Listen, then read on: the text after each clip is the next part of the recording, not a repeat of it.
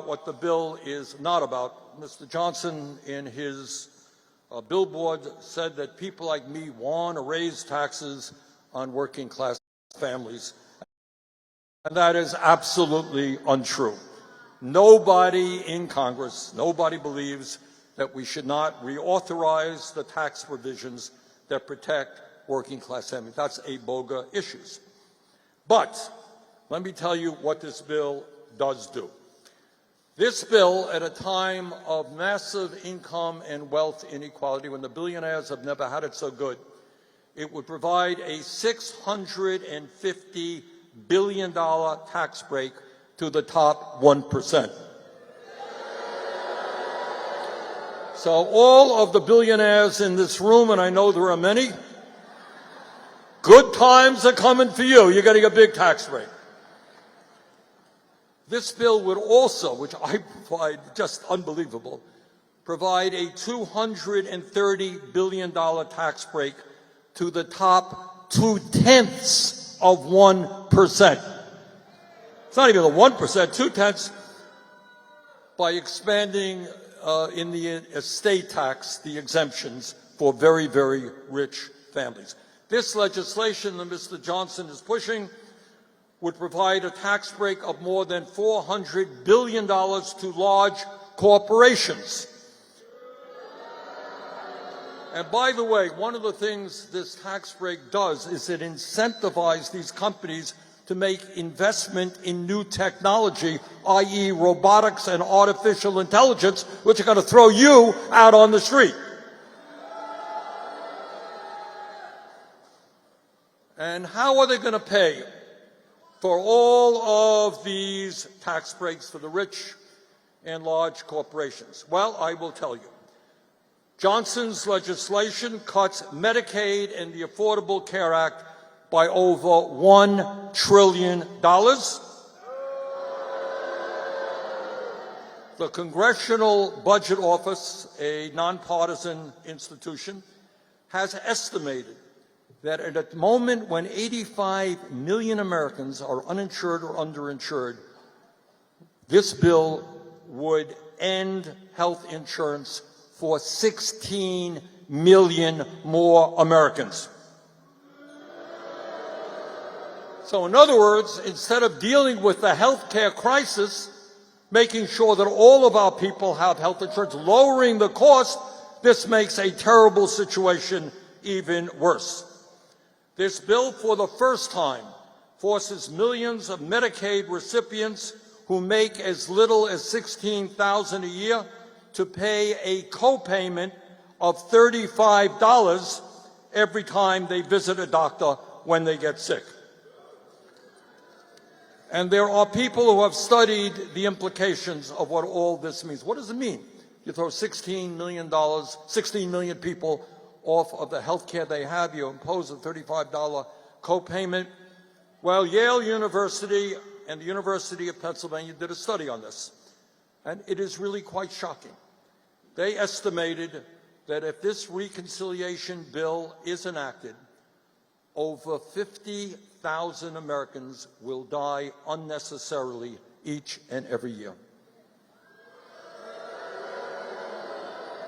And it is not hard to understand why. If people don't have access to health care, low-income, working-class people, if they can't get to a doctor when they need to, they will suffer, and tens of thousands will die.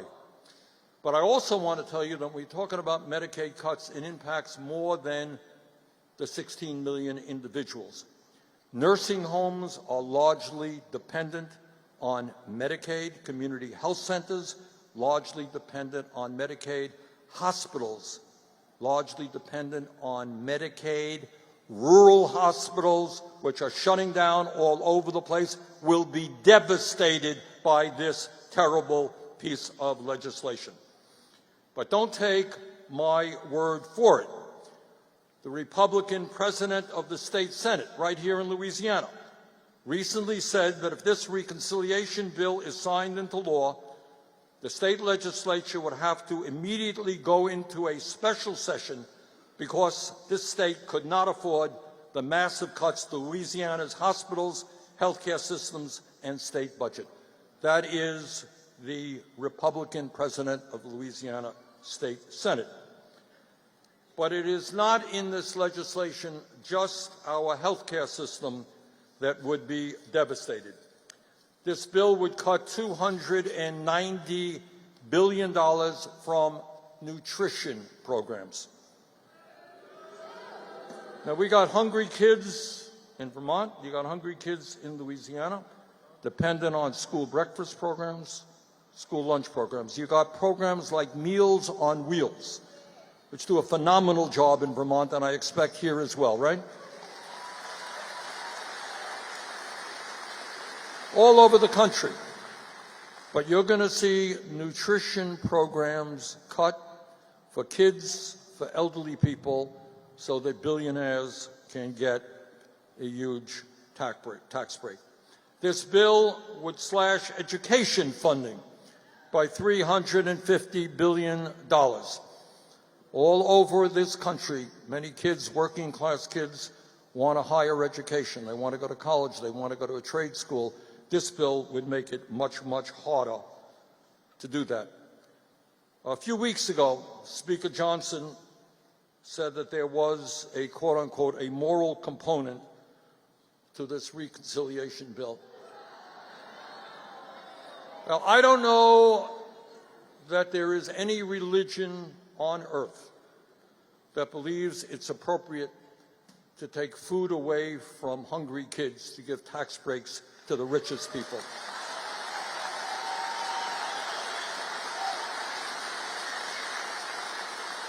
I don't know that there is any religion on earth that says you take away health care from people who desperately need it.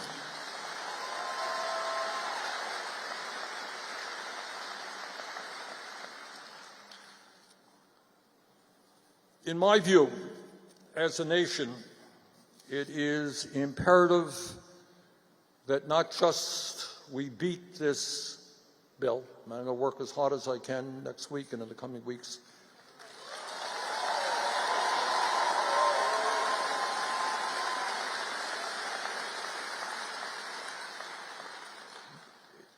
But it is equally important that we develop and fight for a new vision of what America could be.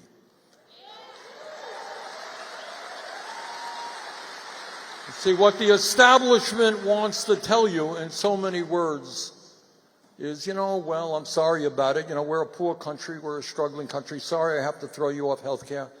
Sorry I have to deny food for your kids. Sorry we can't do anything about the housing crisis that exists all over the country. We just don't have the money to do it.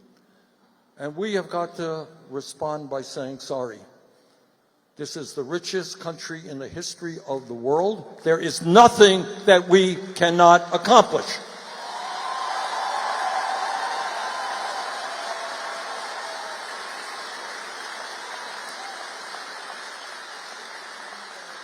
In my view, and as part of the fight against income and wealth inequality, we should not be supporting tax breaks for the rich. We should be demanding that the billionaires start paying their fair share of taxes.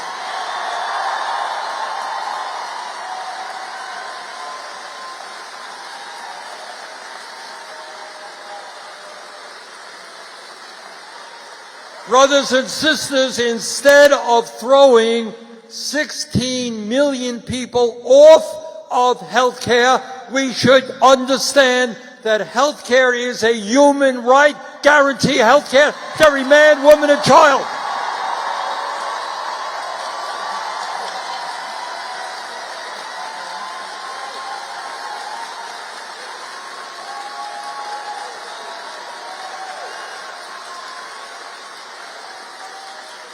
And again, what I want to tell you, and the media doesn't do much on this, this is not a radical idea.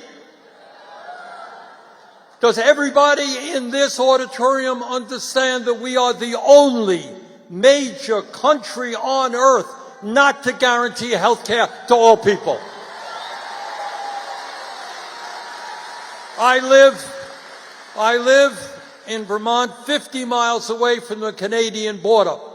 They spend 50% of what we do per person on health care. Somehow they manage to provide quality care to all of their people. You get sick in Canada, you end up in a hospital for a month, there is a zero bill.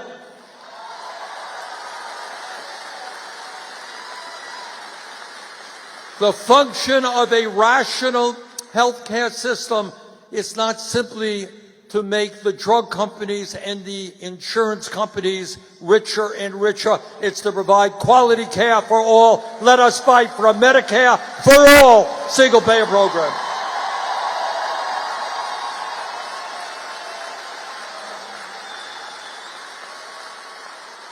There are people in the Senate, some Republicans, who are talking about cutting Social Security, raising the retirement age or whatever. You know, it is seniors who built this country, seniors who fought in the wars to defend this country. And in their last years, you don't cut Social Security. We expand Social Security benefits. And you do that by lifting the cap on taxable income so that billionaires start paying their fair share into the system.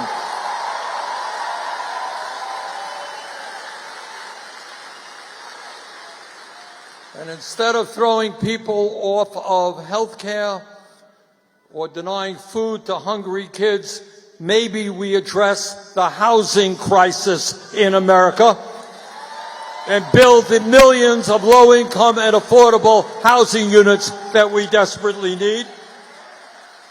Maybe in a competitive global economy, instead of making it harder for kids to get a higher education, we make public colleges and universities tuition free.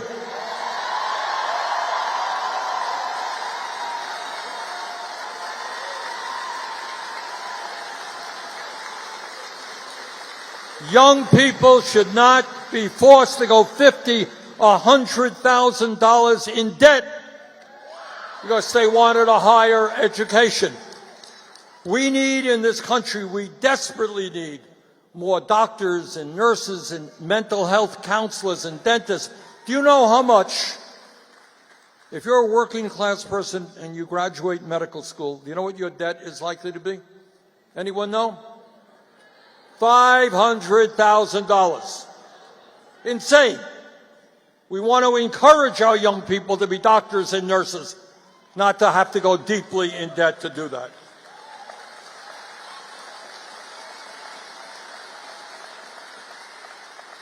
And yes, we understand that we can create millions of good-paying union jobs by addressing the existential threat of climate change.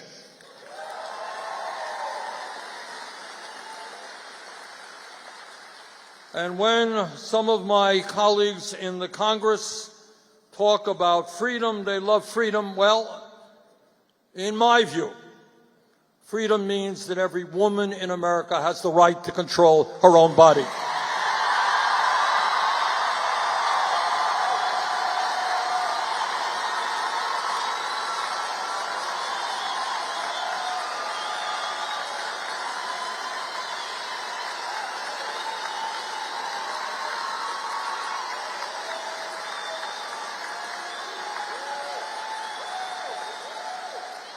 Look, these are tough times, but in this moment, especially this moment in American history, despair is not an option.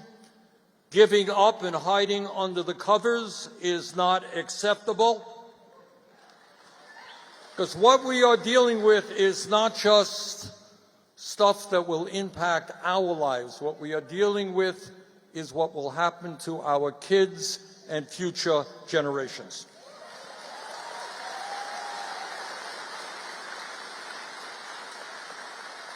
And let us never forget, real change never takes place from the top on down. It is always from the bottom on up.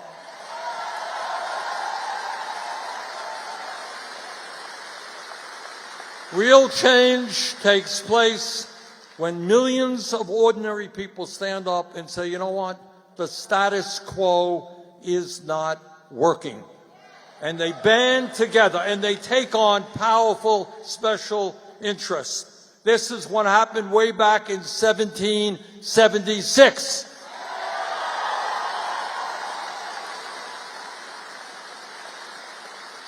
When people in America said, we are tired of being ruled by a despot. It happened in the 1840s when abolitionists said, slavery is abominable, not acceptable.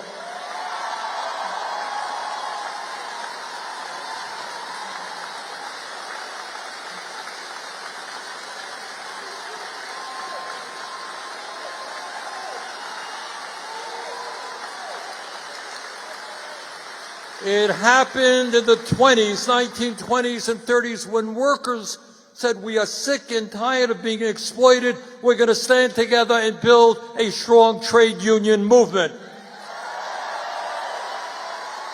It happened in the civil rights movement, the women's movement, the environmental movement, the gay movement.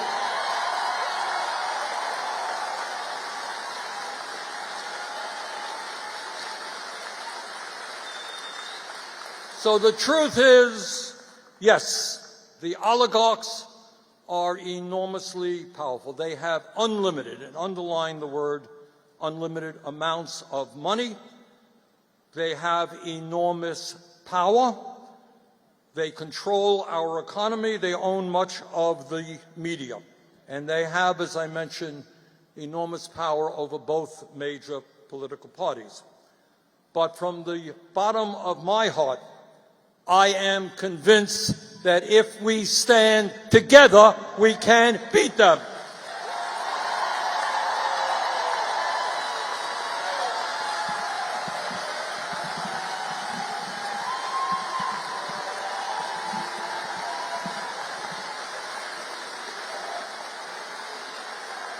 Now, their strategy is what demagogues always do. You pick on a group of people who don't have a lot of power, and you say that group of people, whether it's blacks or gays or Jews or gypsies, whoever it may, undocumented people in this country, that's the cause of all your problems. And we got to get divided up based on the color of our skin or where we were born or our sexual orientation. If we discard all of that stuff and understand, yeah, we have our differences. People in Vermont will disagree with people in Louisiana on issues occasionally. Or more than occasionally. But the bottom line, we are Americans who believe in justice.